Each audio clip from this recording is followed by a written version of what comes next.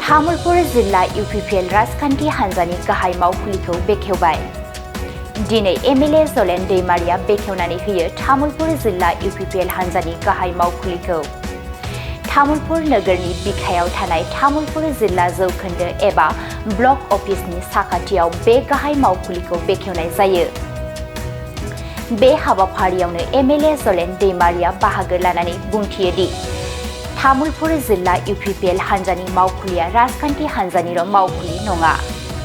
बेयाव गुबुन गुबुन हारि माहारिनि जौगाथायनि खामानि मावनाय, हारि फोसाबनाय, समाज फोसाबनाय, जौगाथायनि खामानि मावनाय बायदिफोराबो सोलिगोन।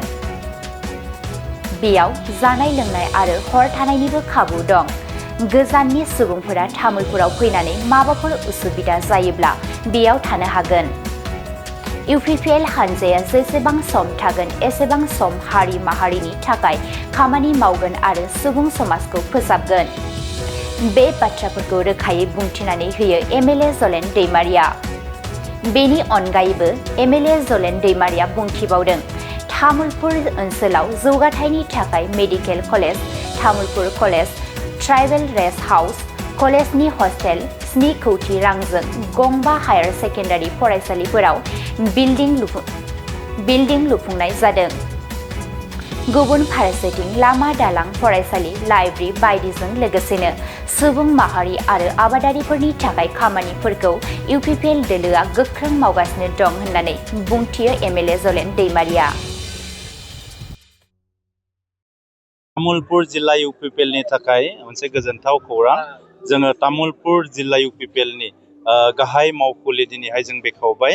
दा बेवहाय तामुलपुर जिल्लानि मावखुलिया केवल राजखान्थिनि खामानिल' बेवहाय सोलिनाय नङा।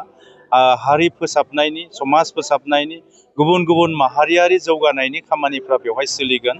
लोगोसेनो नैबे मावखुलियाव गोबां जेंना जेंसिफोरखौ बेनि सावरायलायनायनि गेजेरजों सुस्रांनायनि मोनसे हाबाफारि सोलिगोन। लोगोसेनो जों मिजिंथिदों तामुलपुर जिल्ला UPPL नि जि मावखुलि, बे मावखुलिनि गेजेरजों जोङो तामुलपुर जिल्ला जौगालु खामानिजों लोगोसे गुबुन गुबुन हारि माहारिनि जेंना जेंसि, इयुथ्सफोरनि, लाइमोनफोरनि, आइजोफोरनि, आबादारिफोरनि जेसेबां जेंनाफोर दङ, बै जेंनाफोरखौ बेजों सावरायलायनायनि गेजेरजों जोङो सुस्रांनायनि थाखाय दिनै राहा लानो थाखाय मोनसे खाबु मोनगोन। आरो लोगोसेनो मोनसे खोथाखौ फोरमायनो लुबैदों जे तामुलपुर जिल्लानि UPPL नि जि मावखुलि, जों बेवहाय थानायनिबो बेबस्था दङ। दा गुबुन गुबुन जायगानिफ्राय माब्लाबाफोर जुदि सोरबाफोर सुबुंफ्रा खैफोदाव गोग्लैयोब्ला जोङो जोंनि मावखुलियाव थानो हागोन, जानायनि बेबस्था दङ। दा बेखायनो आं रायजो राजाफोरनिसिम बेखौबो फोरमायहरदों। आरो UPPL आ सुबुंनि थाखाय आरो सुबुंनि गोजोननि आरो सुबुंनि रैखाथिनि दिनै जों खामानि मावगासिनो दङ। दा बेखायनो UPPL जेसेबांसिम जों दङ, UPPL आ जेसेबांसिम थागोन अब्लासिम जोङो सुबुंनि रैखाथि, गोजोन आरो जौगाथायनि थाखाय खामानि मावगोन। आरो बे थांखिजोंनो जों दिनै आवगायगासिनो दङ। दा बेखायनो बयखौबो जायखिजाया जेंनानि सुस्रांनायनि राहा हिसाबै तामुलपुर जिल्ला UPPL नि मावखुलियाव जेंना जेंसि जायोब्ला जोंनिसिम फैनो आरो सावरायफैनो थाखाय आं रायजो राजाफोरखौ खावलायहरदों। जिल्ला UPPL हिसाबै जों बिसायख'थिनि थाखाय थियारि। बिसायख'थिया जुदि गाबोन समफोर जायोब्लाबो जों तामुलपुर जिल्ला हिसाबै जेसेबां जोंनि MCLA गोलैयो, बे MCLA फोरखौ जों देरहाजोबनो हानाय अबस्थायाव जोंहा फैबाय। दा बेवहाय जोंहा साननांगौ बाथ्रा गैया। बेजों लोगोसे जों तामुलपुर ओनसोलनि जौगानायनि थाखाय दिनै मेडिकेल कलेजनिफ्राय लानानै ट्राइबेल रेस्ट हाउसनिफ्राय लानानै कलेजनि हस्टेलनिफ्राय लानानै हायार सेकेन्डारिफोराव हस्टेल लुनायनि अनगायैबो गोबां दिनै हायार सेकेन्डारिफ्राव जोङो 7 क्र'रनि गंबा दिनै हायार सेकेन्डारि दिनै लुफुंगासिनो दङ। बेनि उनाव ब्रिजनिफ्राय लानानै, लामानिफ्राय लानानै, लाइब्रेरिनिफ्राय लानानै, सलार लाइटनिफ्राय लानानै, आबादारिफोरनि गोबां जेंना जेंसिफोरखौ लानानै दिनै रायजोनि मोनफ्रोमबो इसुफोरखौ लानानै दिनै फिसा फिसा इसुसिम जों दिनैहाय आवगायलांगासिनो दङ आरो रायजोफोरनि दिनै खामानि मावनो नाजागासिनो दङ।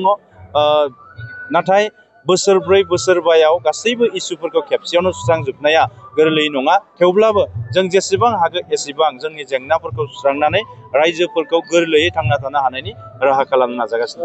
फैबाय थानाय बिसायख'थियाव जेबो गोहोम खोलैया। UPPL इउपिपिएलआनो दा बेखायनो बेवहाय गुबुननिफ्राय जेसेबां फैयोब्लाबो बेवहाय गोहोम गोग्लैया थांनाय गोलाव समावबो जों नुबोदों बेबायदि गिदिर गिदिरथार दैदेनगिरिफोर गुबुन गुबुन हान्जानि दैदेनगिरिफ्रा सम सम बिसायख'थियाव फोसावदिंफैदोंमोन थेवब्लाबो जों नुदों जायनि फारसे दिनै रायजोफोर दङ जायनि फारसे रायजोनि अननाय दङ बेनो जाबाय इउपिपिएलनि फारसे रायजोनि अननाय हास्थायनाय आरो मिजिंथिनाय दङ आरो दिनै जों बेवहाय गोजोन लाबोनायाव इउपिपिएलनिफ्राय 100% जोङो दिनै जाफुंसार होनो हादों मानोना बेनि रायजो राजाफोरनि जि जेंना जेंसि बेजों लोगोसे बे रायजोफोरनि लुबैनाय बे जाहैबाय गोजोन थासारि आरो बे गोजोन थासारि लाबोनायाव प्रमद बर' बिथाङा दिनै 100% जाफुंसारनो हादों मानोना थांनाय गोलाव समाव दानि जायफोर सुबुंफोर दङ दैदेनगिरिफोर दङ थांनाय गोलाव समावबो राजखान्थि फोथाराव जोबोर गोख्रोङै दङमोन नाथाय नै जोंनि ओनसोलफोराव दिनैहाय मा होनना बुङो जोंनि ओनसोलफोराव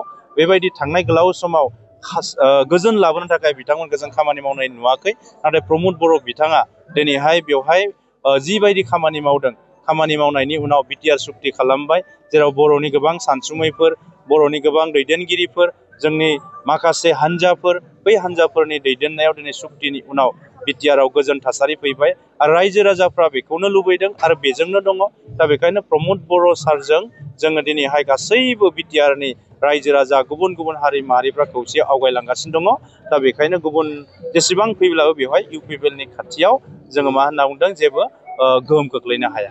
उदालगुरि जिल्लानि रायजोफोरनि थाखाय मोनसे गोजोनथाव रादाब हादरनि मोनसे मुंदांखा कम्पानि फार्स्ट क्राइआ दायो उदालगुरियावबो दंसै।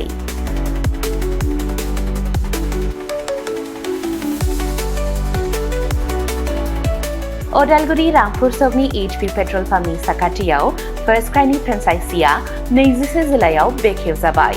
बे गलायाव गथ'फोरनि गासिबो बेसादफोरखौ मोननो हागोन। नोंथांनि खुदियानो गोनां जानाय गासिबो रोखोमनि बेसादफोरखौ बे मोनसे जायगायावनो मोननो हागोन। फार्स्ट क्राइआव गथ'फोरनि थाखाय गोबां रोखोमनि दिहुनजानाय बेसादफोर मोनो जेरै सि जोम गथ'फोरनि थाखाय दोरोङारि गाननाय पार्टी वेर एथनिक वेर आरो फर्मेल वेर गथ'फोरनि थाखाय सेन्डेल जुथा बुट आरो स्निकार्स सोलोंथायारि फुथलाफोर पाजलफोर बर्ड गेम्स एक्शन फिगार फुथलाफोर आरो गोबां आलादा आलादा बैसोनि थाखाय गोबां रोखोमनि बिजाबफोरनि मोनसे गुवार रेन्जबो दङ। बेबी केयार दिहुनथायफोर जेरै डायपार फिडिं एक्सेसरिज स्ट्रलार आरो गोबां एक्सेसरिज जेरै खानायनि एक्सेसरिज गहेना बेग सानग्लास घड़ी आरो गोबां फार्स्ट क्राइआव मोननो हानाय माखासे मुंदांखा ब्रेन्डफोरनि मादाव इन्टारनेशनेल ब्रेन्डफोरा जादों जेरै मेटेल डिज्नी बार्बी गेरबार फिसार प्राइस आरो भारतारि ब्रेन्डफोरनि मादाव पंचकुल हट व्हील्स निउबी हार्लिन मेडेला टेम्पर